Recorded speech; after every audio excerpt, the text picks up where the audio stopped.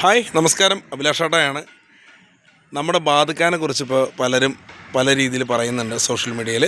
അപ്പോൾ എന്തായാലും ബാദുഖാനെക്കുറിച്ച് പറയുകയാണെങ്കിൽ നല്ലൊരു മനുഷ്യനാണ്, നല്ലൊരു മനുഷ്യ സ്നേഹിയാണ്, ഒരുപാട് ഉപകാരങ്ങൾ പാവപ്പെട്ടവർക്ക് വേണ്ടി ചെയ്യുന്ന ഒരാളാണ്.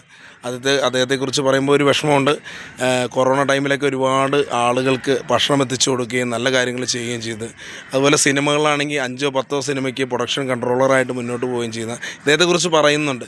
എന്തായാലും സത്യമാണെങ്കിൽ സത്യം ജയിക്കട്ടെ, നമുക്കതിനെക്കുറിച്ച് അറിയില്ല.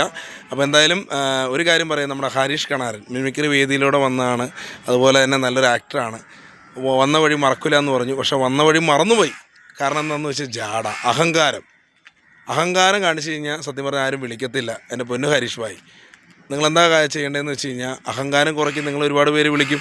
നിങ്ങൾ ജാട കാണിക്കുമ്പോൾ പല സംവിധായകരും അവോയ്ഡ് ചെയ്യും. അതിനൊക്കെ ബാധകക്കാരനാണെന്ന് പറഞ്ഞിട്ട് വല്ല കാര്യമുണ്ടോ? ബാധകക്കാരനാണ് അവസരങ്ങൾ പോയെന്ന് പറയണതിൽ എനിക്ക് യോജിക്കാൻ കഴിയില്ല. കാരണം എന്ന് വെച്ച് കഴിഞ്ഞാൽ ഒരു നടനെ ആവശ്യമാണെങ്കിൽ അതിൻ്റെ സംവിധായകരോ നിർമ്മാണം ചെയ്യുന്നവരൊക്കെ വിളിക്കും ആവശ്യമുണ്ടെങ്കിൽ.